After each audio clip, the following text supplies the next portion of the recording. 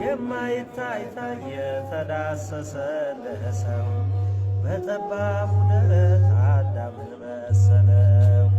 ገረማት ጠበባት ታናሿን ሙሽራ ተዋህዷልና ቃል ከሥጋ ጋራ። የምስጢር ግሩም ነው ከቶም አይነገር ማርያምን በልቧ ትጠብቀው ነበር።